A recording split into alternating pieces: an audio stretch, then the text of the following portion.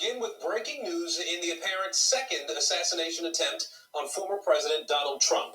At any moment now, we expect tonight, Sean Diddy Combs has been arrested in a Manhattan hotel this evening after a grand jury indicted the music mogul. His attorney tells CNN that he is currently... You woke? Time to get up.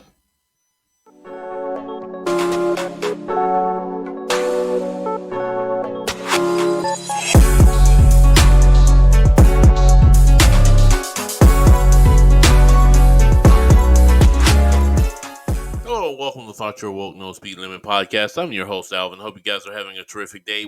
We got two major stories in the news right now. Let's talk about the two major stories in the news. Let's start off with the Trump shooting, or attempted assassination. It wasn't even a shooting.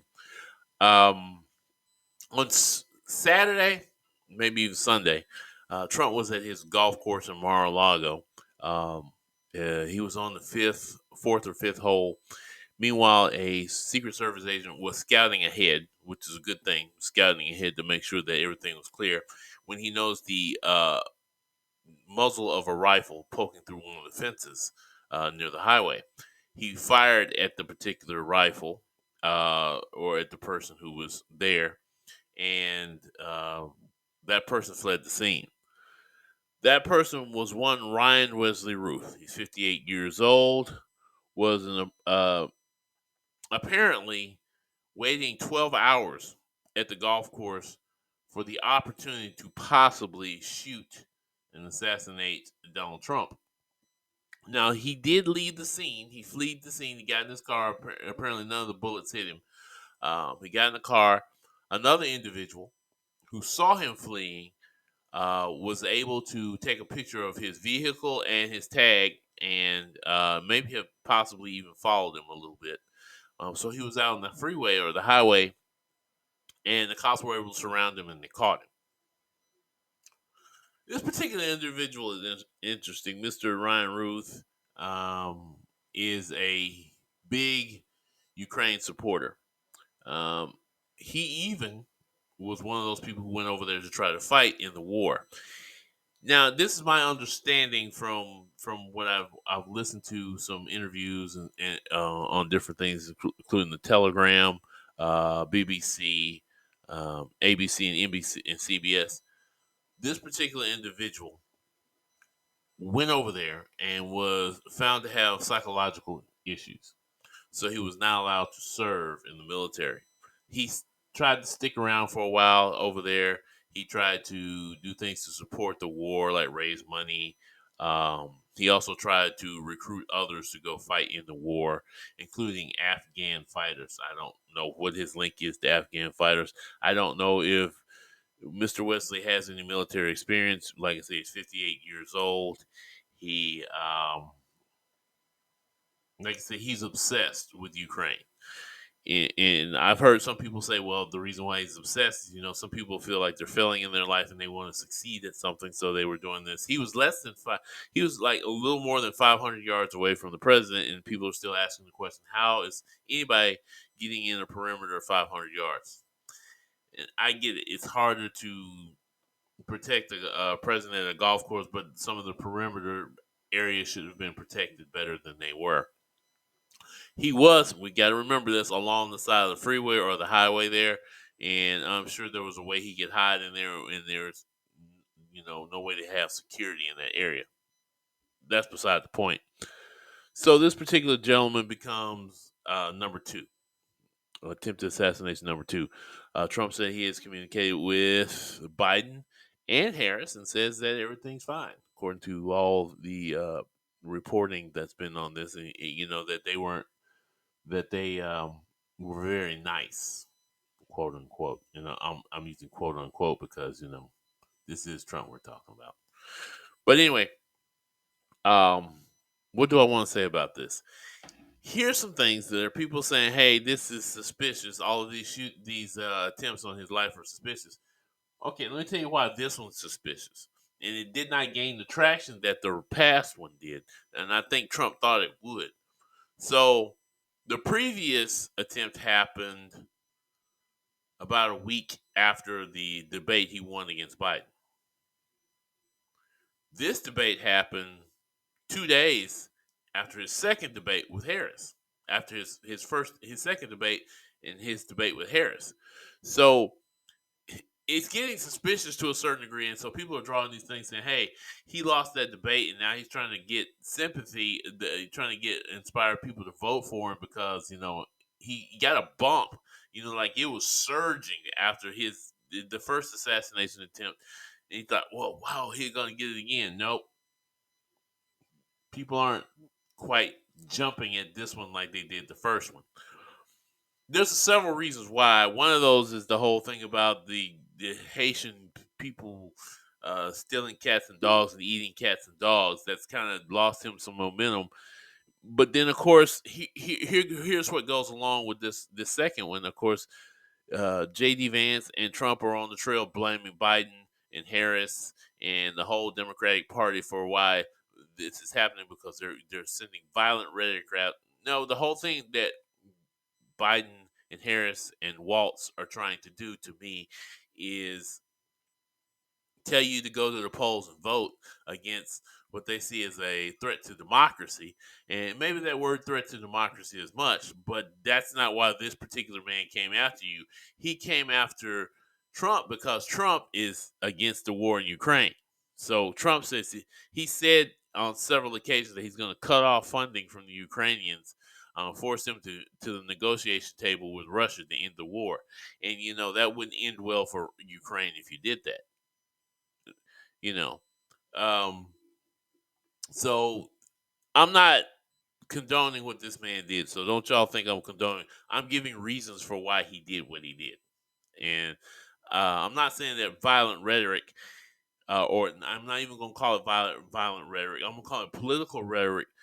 Can is not behind this. What I'm saying is, don't totally blame the Democrats for what happens to you in this situation. There's a whole thing that I can't blame the Republicans for that's happening with the Haitians right now in the United States. That's happening in Springfield, Ohio. That's happening here in Alabama.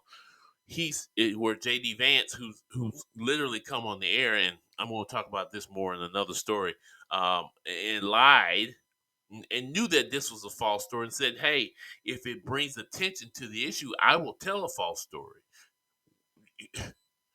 And there's no justification for what he's done because now it's brought down violence on a group of people who are just here trying to survive, trying to stay away from the violence and the criminal activity that's happening in Haiti.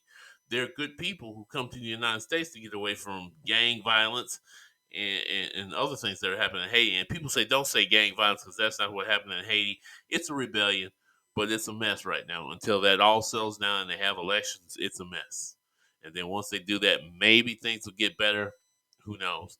But for right now, those Haitians are there, are here in the United States. People are questioning where they are. People are threatening their lives.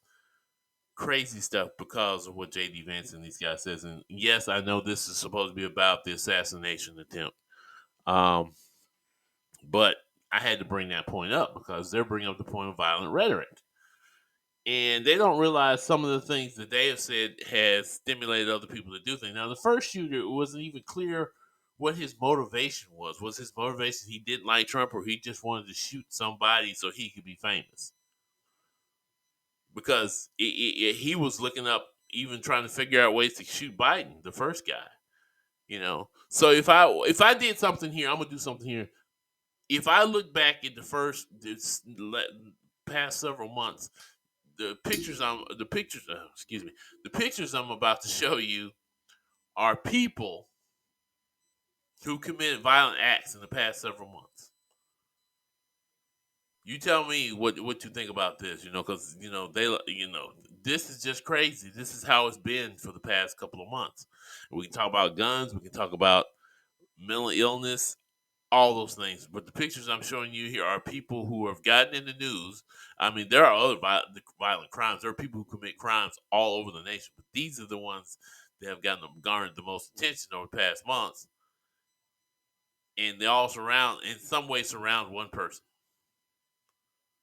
in some way or another. Maybe it's somebody who's a supporter who does something somewhere else. Maybe it's an idea that he supports. but these are people that are all somehow influenced by Trump.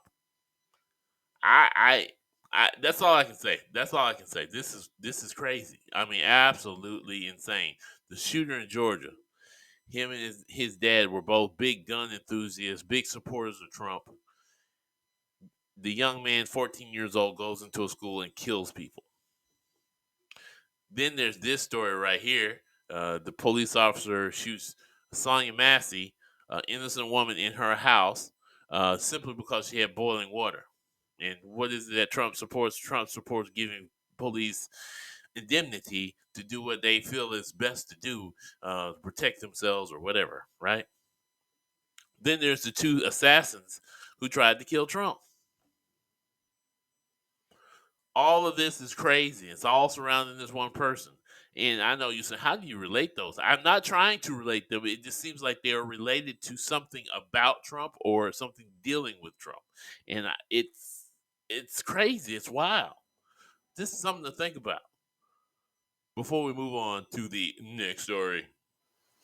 So, as you guys know, Monday night, P Diddy was arrested. Um, he was indicted by the FBI, and on Tuesday, he went to court. He was arraigned in court. They, of course, told him he could not get bail.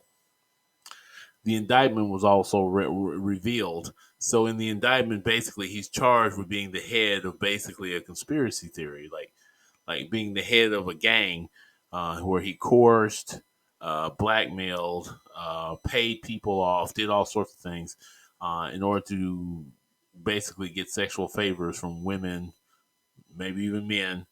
So they would be in these things he called freak offs. Um, in the process of that, he's also uh, it's alleged that drugs were used. It's also alleged that some other things went on as well. Um, that includes, believe it or not, basically orgies. That's what the freak offs are called, where he got people to have sex acts and he watched them and pleasured himself, disgusting as that sounds.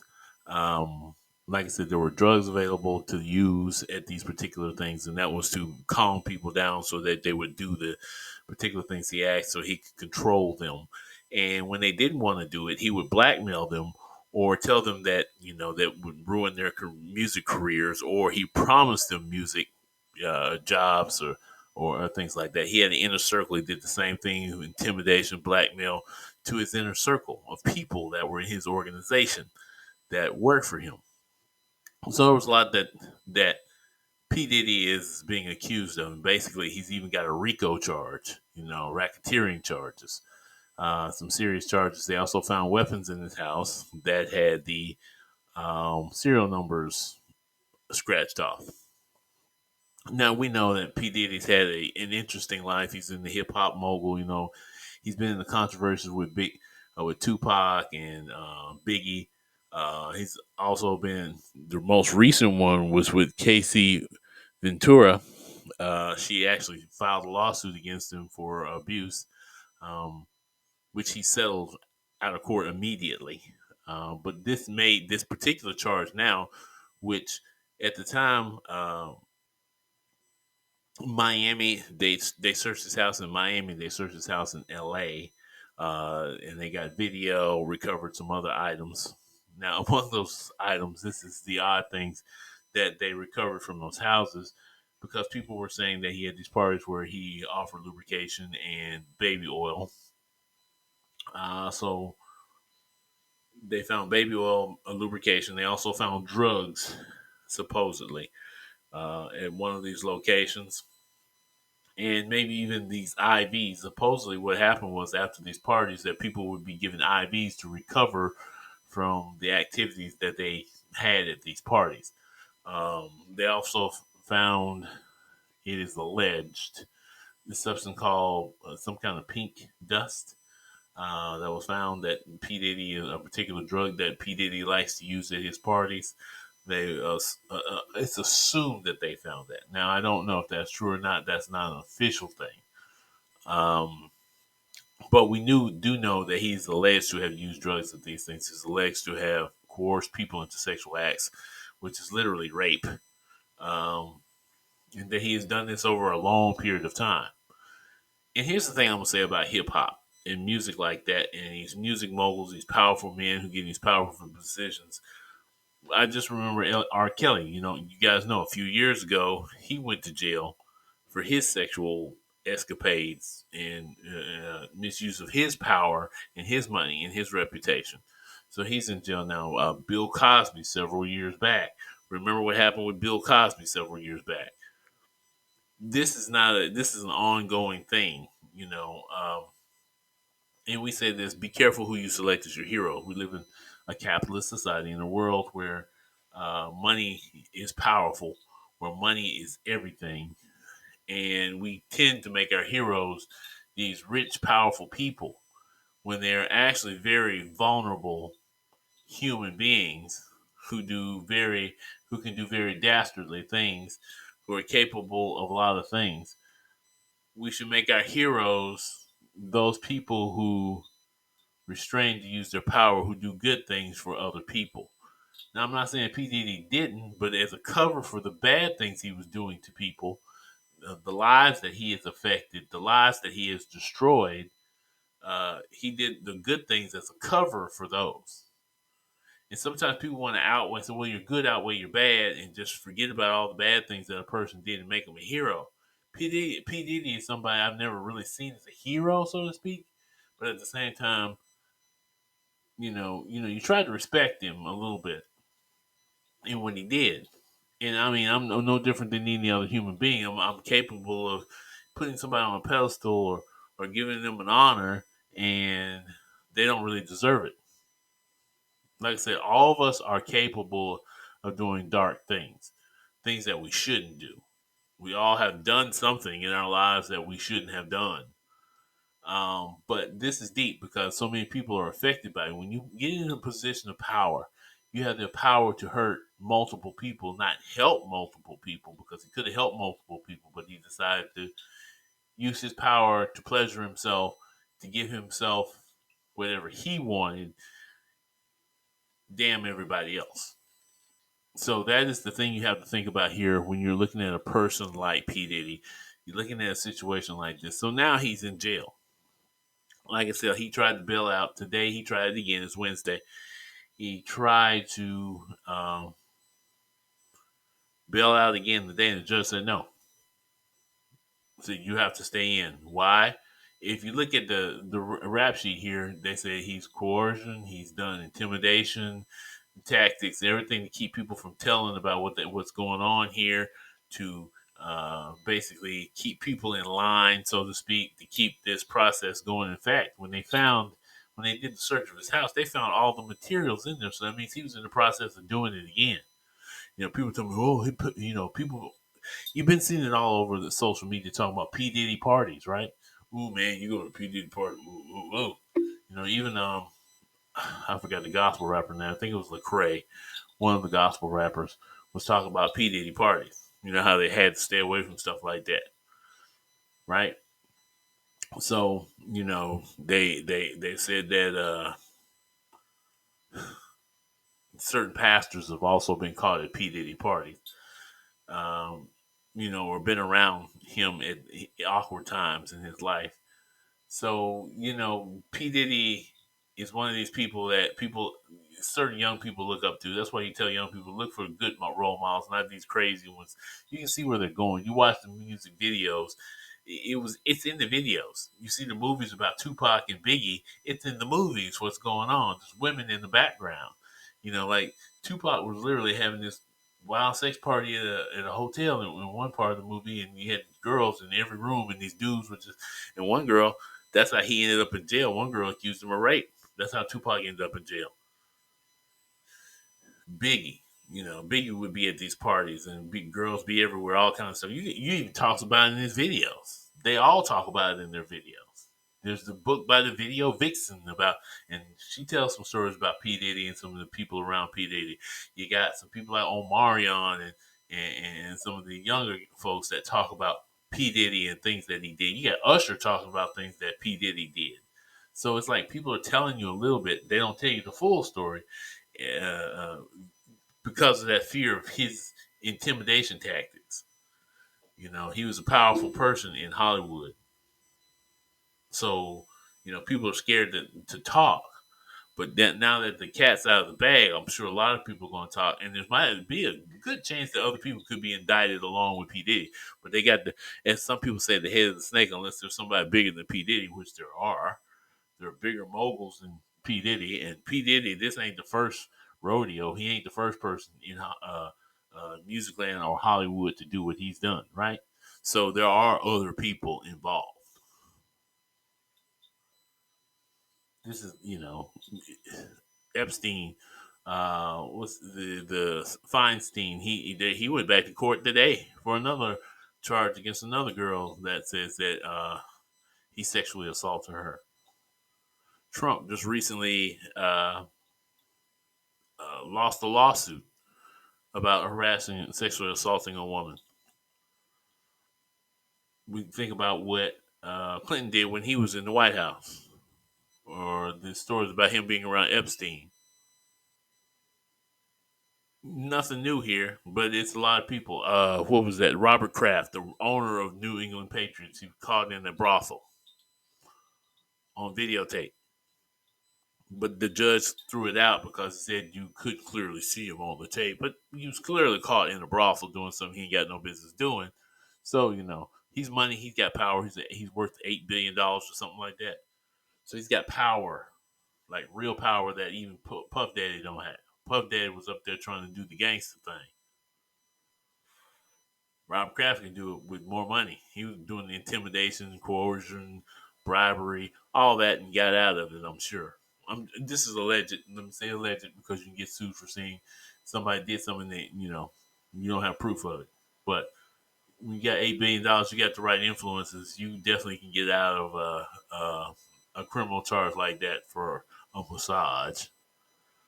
But anyway, like I said, we have powerful people in powerful positions like P Diddy who do things like this. Man, all I know is this: I have a whole different view of baby oil right now. It's just a whole different view. I can't even. Woo, that's wild. All I can say is, folks, y'all have a wonderful day. You have been listening to Thought You're Awoke No Speed Limit Podcast.